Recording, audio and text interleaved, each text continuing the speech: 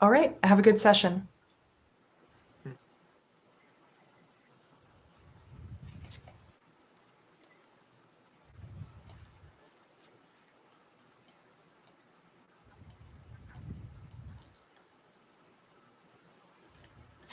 See, Yeah, hello, Masa.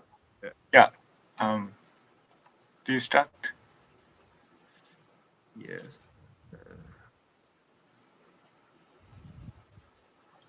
So, Masa, could you please help to chair the first presentation? Okay, sorry. Yeah. So the let's start the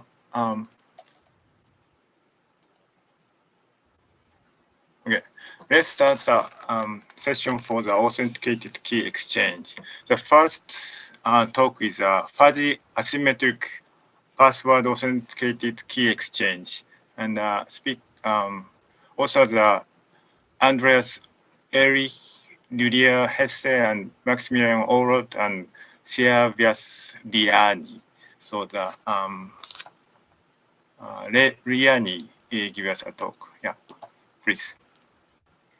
Thank you. So can you see my screen? Yeah. Okay, perfect. Hello, everyone, and welcome to the first talk of this session. My name is Siavash Riahi, and today I will present the paper Fuzzy Asymmetric Password Authenticated Key Exchange. This is a joint work with Andreas Erwig, Julia Hesse, Maximilian Old, and me, Siavash Riahi. Andreas, Maximilian, and I work at TU Darmstadt in Germany, and Julia works at IBM Research Zurich in Switzerland. Let's start with some motivation. Assume we have two parties, Alice and Bob, who share a secret password, which has low entropy like almost all human memorable passwords. And they wish to perform a password-based authentication and communicate securely with each other. A trivial solution, which is also known as password over TLS, is to first establish a secure channel and then verify each other's password by exchanging and comparing the passwords. This solution is nowadays widely used over the internet. However, there are two major drawbacks to this solution. One, it requires a secure communication channel, which means Alice and Bob must have access to public infrastructure and certificate authority. And two, passwords are exchanged, which would be insecure if the receiver of the password is compromised. To address these drawbacks, Password Authenticated Key Exchange, or PAKE for short, was introduced and analyzed in the past few decades. There are two other variants of PAKE, which we are also interested in this paper. One of them is asymmetric PAKE, where Alice is not communicating with Bob, but a server. And as we all know, servers might get compromised. So the server doesn't store the password in plain text, but it, for example, hashes it and stores it in a file. The second version or variant of PAKE, which is more recent and was introduced in Eurocrypt 2018, is fuzzy PAKE, where Alice and Bob do not have the exact same password. They might have, for example, one character off, but they would still be able to do password-based authentication and communicate securely, given that their passwords are close enough with respect to some prefix distance metric D. In this work, for the first time, we present fuzzy asymmetric password authenticated key exchange. So the combination of the previous two building blocks. Now, the applications of FA-PAKE would be one, handling typos when logging into servers. We have all had that in when logging into some server. And another one would be biometric authentication. And this is not only for communication with a server, but it can also be used for local devices such as smartphones. Now, you might be wondering, well, why is it difficult to construct FA-PAKE? Doesn't the previous work help us here? Well, not really. PAKE only allows exact matching, so it doesn't really have fuzziness. We cannot directly plug that in. Furthermore, the server in an asymmetric setting stores the password not in clear text, but in some, for example, hashes the password in a file.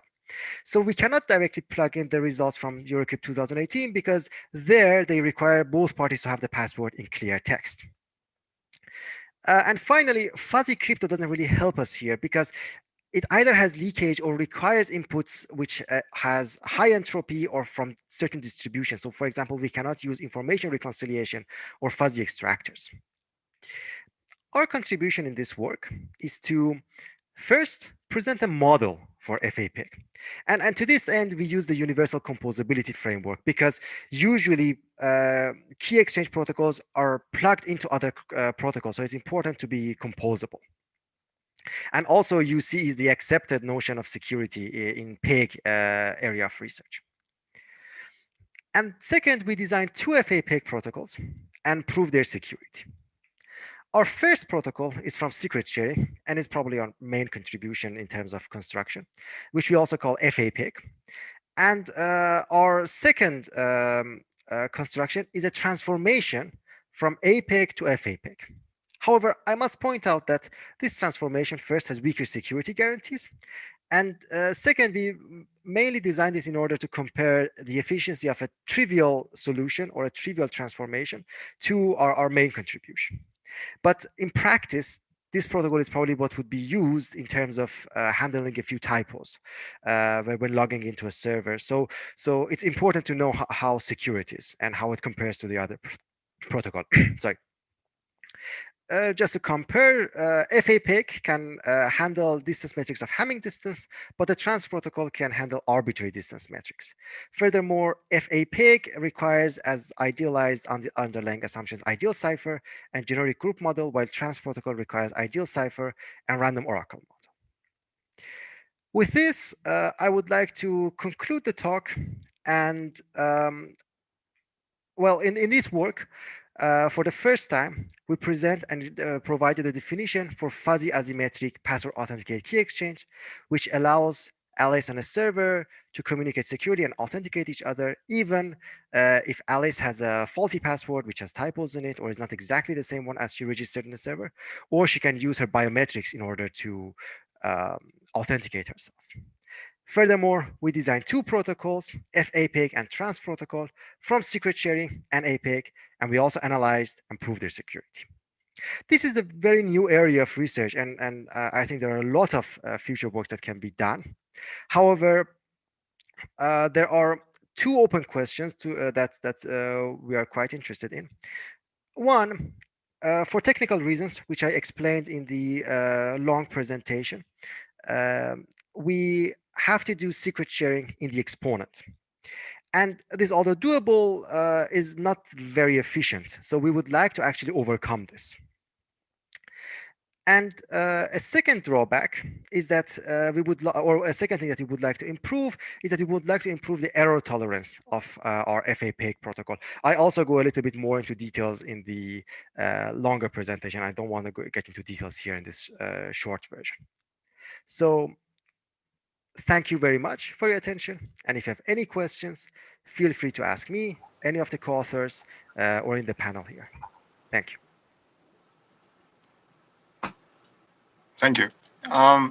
So there's a question from the Bernardo Magri between Zurich, and question is as pointed out by Dupont et al. At the EC, so the Eurocrypt 2018. So why don't you need to follow the step of the Dupont et al. And first build your protocol assuming authenticated channels and later apply the generic transformation of Barak et al. To adapt it into the unauthenticated channel setting? I'm not sure if I completely understood the question. So the point is that we don't want to have any assumption on the communication channel that Alice and Bob have, right? So we do not have any public key infrastructure, certificate authority. So parties, for example, cannot exchange signatures or use public key encryption.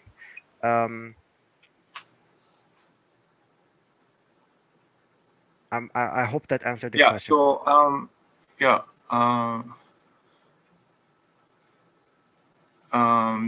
so you are not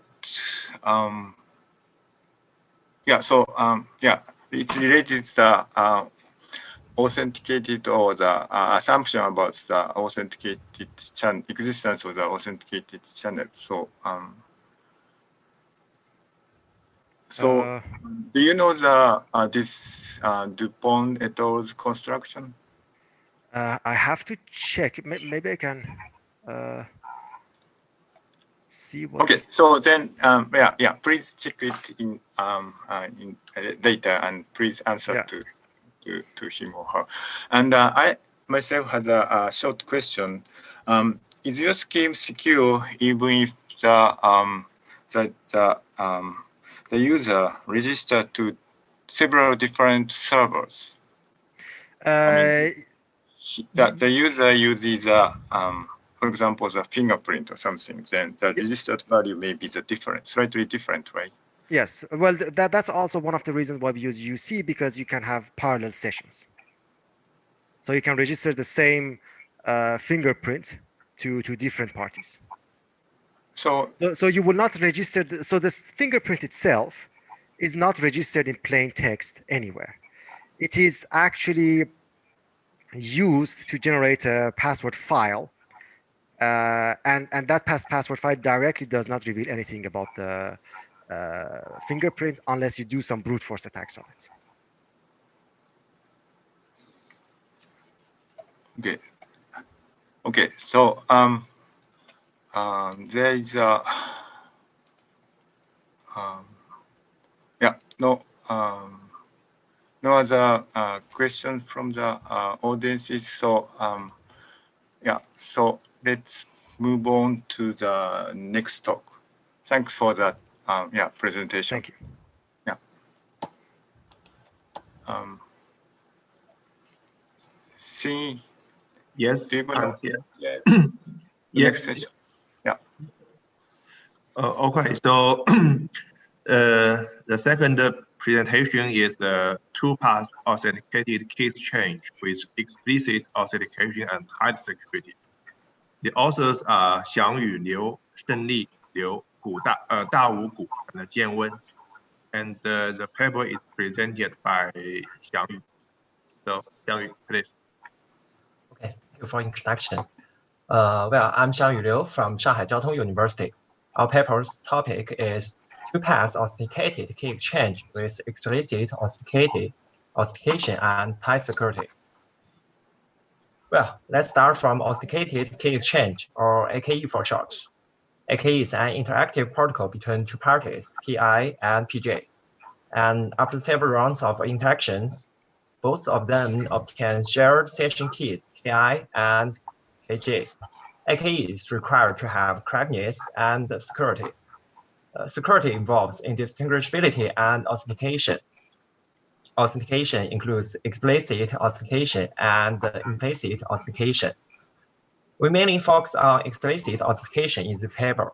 It asks the AKE protocol to detect active attacks during the execution. We may skip this part, the concept of tight security. AKE is deployed in the multi-user and multi-challenge setting. That is, there are at most mil users, and each user involves L protocol instance at most. We say that the adversary wins if it successfully attacks one target instance among all mil L instances. Up to now, there are several research considering tight security of AKE. Existing protocols with tight security and explicit authentication all need three passes. Here, a natural question is, can we construct two-pass AKE scheme with explicit authentication and tight security? Well, this figure shows the security model of AKE. The challenger C holds mil L oracles. Oracle pi IS formalizes the S protocol execution of PI. With corrupt queries, it can corrupt the PI and get its long-term security key. With review queries, it can observe session keys. Security of indistinguishability is described with the help of test queries. A natural idea for AKE is the well-known Differ-Hellman protocol. PI, where PI sends G to A and a signature sigma 1. And in the second pass, PJ responds with G to B and the signature sigma 2. Then both PI and PJ can compute the shared session key G to AB. However, it's hard for the signed DH protocol to achieve tight security due to the following commitment problem. Let's consider a reduction algorithm B and the specific session IS. B receives a DDH challenge problem G to X, G to Y, G to Z. If the problem is embedded into session IS, then it cannot be reviewed. And if not, then B cannot complete the reduction if A chooses IS as its target. Therefore, B needs to get the target session from total mu error sessions and embed the DDH problem into it, resulting in a lost security loss at least O mu error.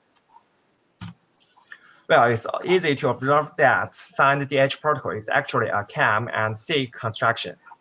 Therefore, to achieve tight security of AKE, we need to solve the commitment problem in CAM. In this paper, we define a new security notion for CAM, IND MCPA security with adaptive reviews. This figure shows the security experiment. In the beginning, the adversary A receives mu public keys. It's allowed to ask two queries. With encap queries, A receives a challenge ciphertext C along with neither encapsulated key or random key. Here we point out that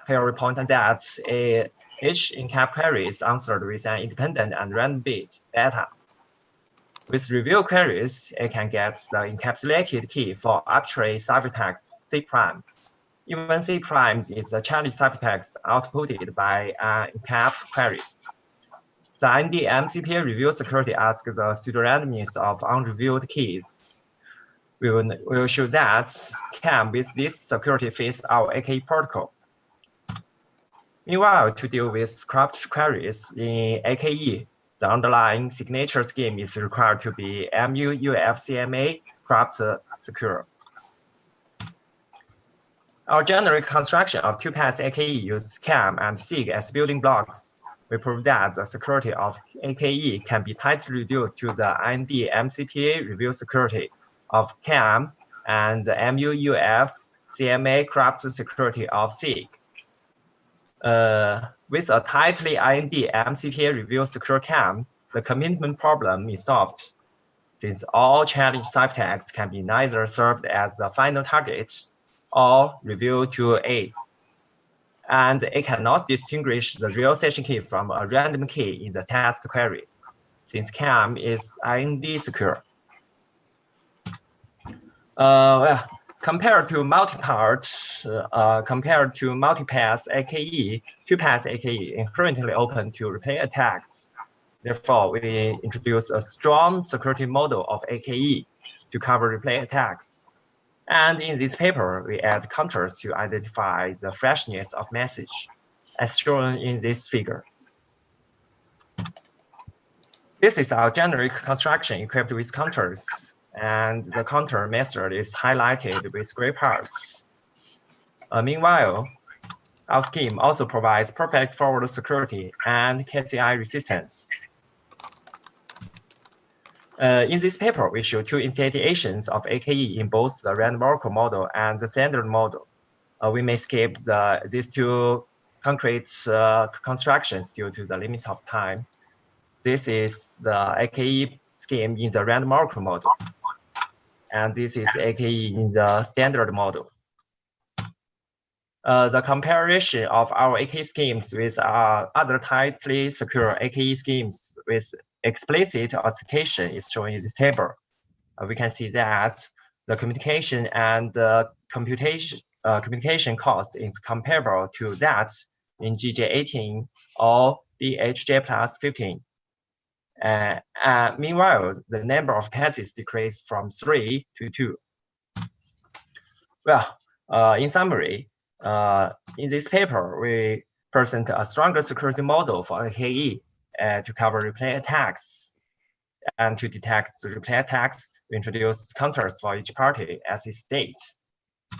Secondly, we propose a generic construction of two-pass AKE from CAM and SIG schemes. And finally, we give two instantiations of tightly secure two-pass AKE. And then we obtain the first practical two-pass AKE schemes with explicit authentication and tight security in both the random oracle and the standard model.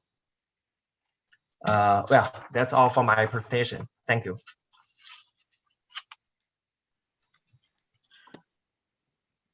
Okay, thank you, Xiangyu, for the presentation. I think Masa is putting the questions on. Oh, that is for the first talk. Guoming is, I got a question. So is it possible to extend the result to a stronger model that allows session state of non-challenge session to be revealed? Allow, you mean extend the security model to cover state review, right? I guess the question is, would it be possible to extend the result to a stronger model? Yes. Maybe I can clarify. So yeah. You did. I think in your model you didn't consider like for example, the randomness in a session is leaked. So is it possible to extend the result to that kind of model? Yeah. Yes. It's worth mentioning that the most recently work by Jagger, they covered the security model that can review states. I don't know whether our scheme can cover state reviews, but I think it's an interesting problem to be exposed. Okay, thank you. Okay. Thank you. Okay, so I think we are kind of behind the schedule. So I guess that's for, okay, one more question. Could you comment on the concrete efficiency of FAPKE is the source code available? I think this one is for the first talk. Okay. So, Masa, are you online? Yes. Yeah, so I think we have answered the questions, and we can move to the next session. Yes, is the speaker still there? Mm-hmm.